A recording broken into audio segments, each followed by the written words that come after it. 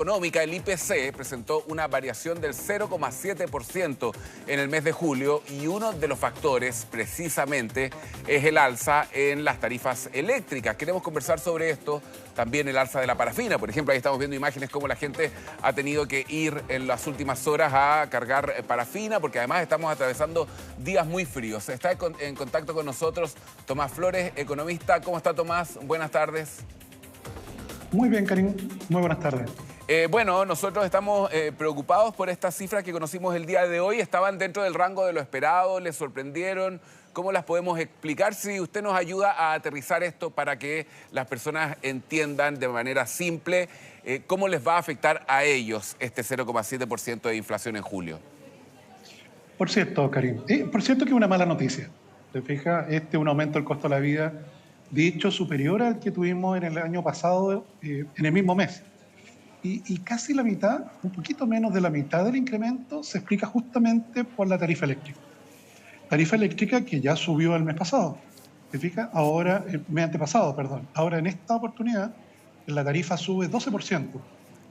Acuérdate que el Banco Central, en su último reporte, anticipó de que la tarifa al consumidor va a subir a probablemente cerca de 57%. Entonces, lamentablemente, el tarifazo justamente nos va a seguir penando. No es fácil, Karim, bajar el consumo eléctrico en una casa.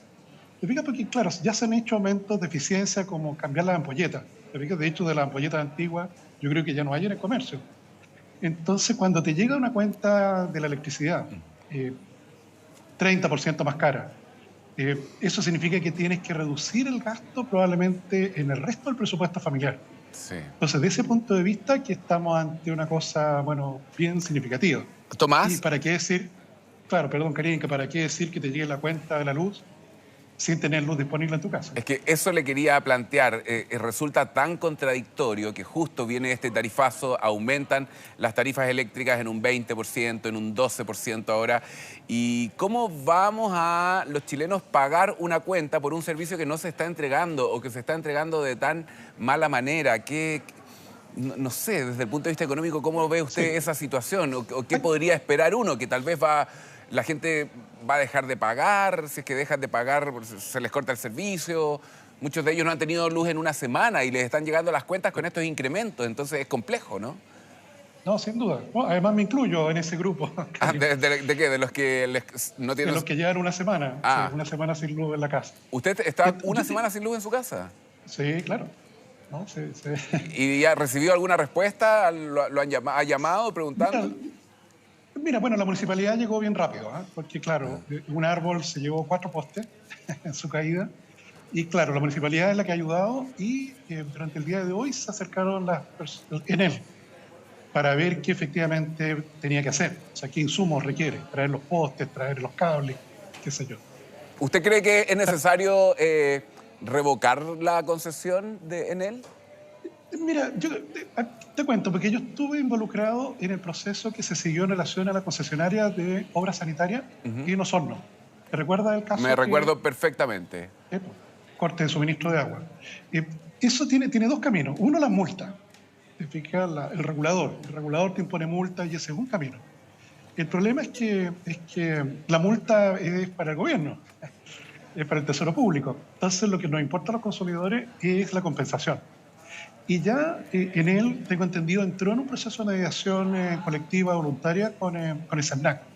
Para que tenga una idea, Karim, en esa oportunidad, si no recuerdo mal, la compensación a los clientes de Osorno fue más o menos el equivalente a 3 meses de cuenta tradicional. O sea, lo que tú pagabas en un mes, te lo condonaron por 3 meses. Ese más o menos fue el monto de la indemnización. ¿Y usted compara ese episodio con este? A mí me parece que es mucho más grave esto, Tomás, porque yo creo que el daño aquí es invaluable. O sea, hay personas que perdieron su mercadería, hay personas que no han podido trabajar, hay personas que tienen los medicamentos. Conversábamos con una persona que tenía una silla de ruedas eléctrica. Entonces, es incalculable el daño que se ha hecho aquí. Personas que han perdido su trabajo, su fuente laboral, que no tienen respuesta. Yo creo que es más grave esto, ¿no?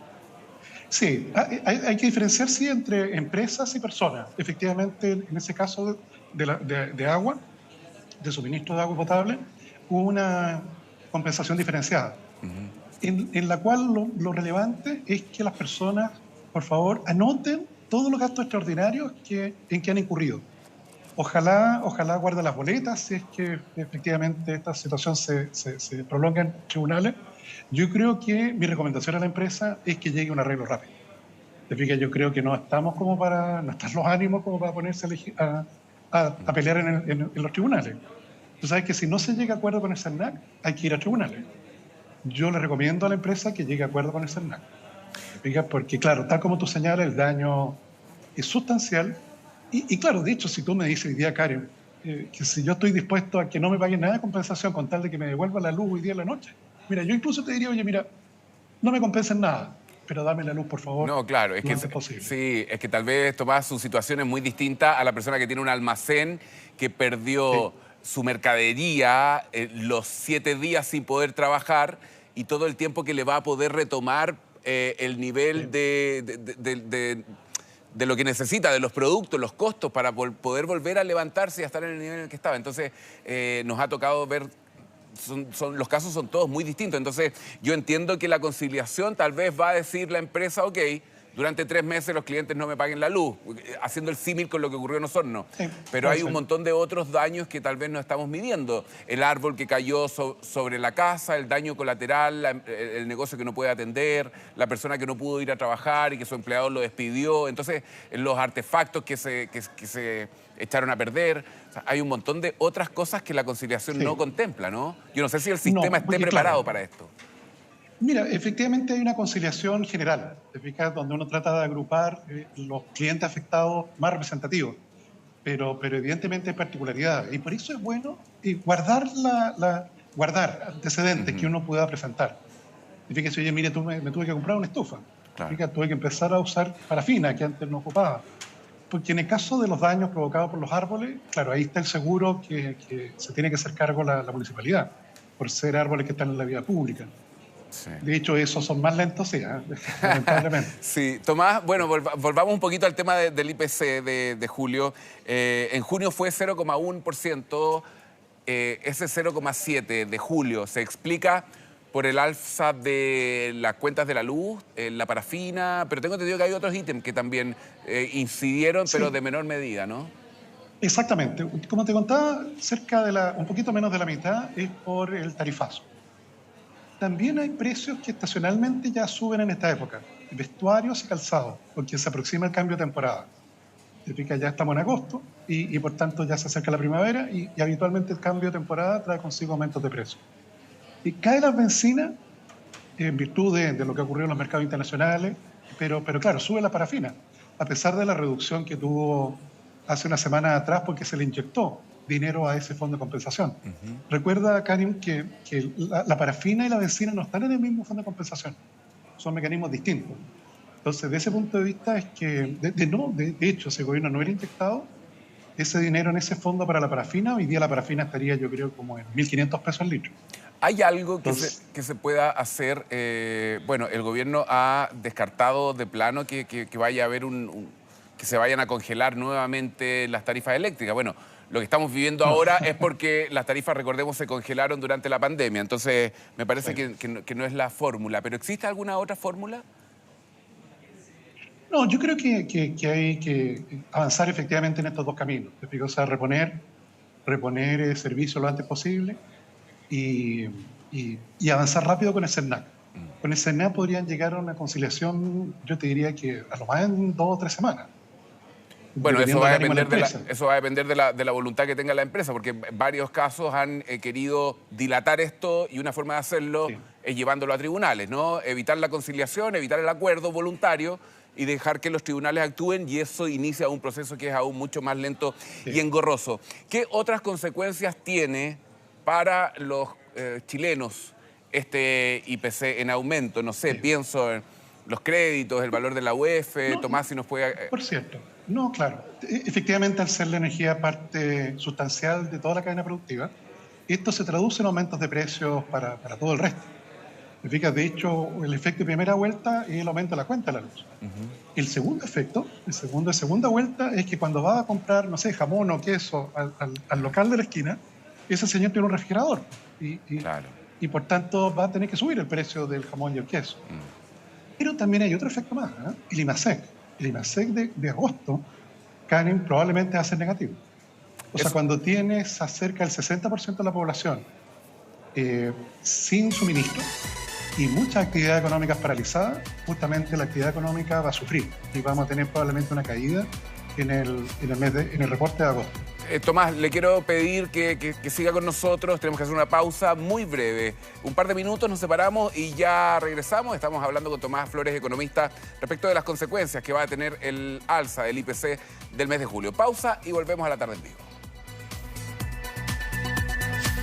Bien, estamos de vuelta, son las 4:33 de este día jueves. Estamos conversando con Tomás Flores, economista, respecto de las consecuencias que tiene que la inflación haya anotado una fuerte alza durante el mes de julio de un 0,7%, principalmente impulsado por las tarifas eléctricas.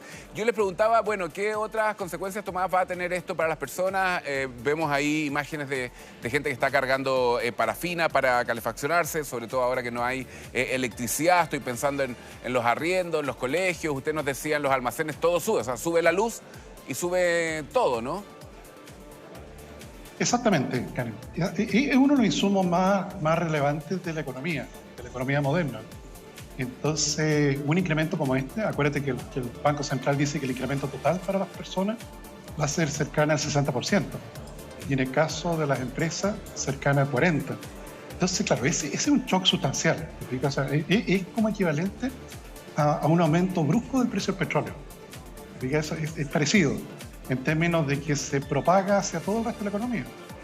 Entonces, de ese punto de vista es que el Banco Central alteró la proyección de IPC para el año. Antes creíamos que este año ya íbamos a terminar con un IPC más cercano al 3%. Esas eran las estimaciones. Y ahora creemos que va a estar probablemente arriba de 4%. Eso significa que el tarifazo nos va a llevar a tener que pagar una UF más cara. Y la UF más cara implica pagar dividendos más altos, arriendos más altos, ¿no? Los colegios se pagan en UF, las universidades. Exactamente. Universidades ya quedan menos, ¿eh? Yo no sé si ya quedará alguna. El colegio sí, colegios hay en UF. Pero sí, este es un efecto que se propaga. Entonces, por eso es que el Banco Central en la última reunión no bajó la tasa de interés. Porque la inflación no está derrotada. O sea, de hecho, la inflación en 12 meses subió ahora. Está en 4,6%. El mes pasado estaba en 4,2%. Entonces, como dice la presidenta del Consejo del Banco Central, la lucha contra la inflación no ha terminado.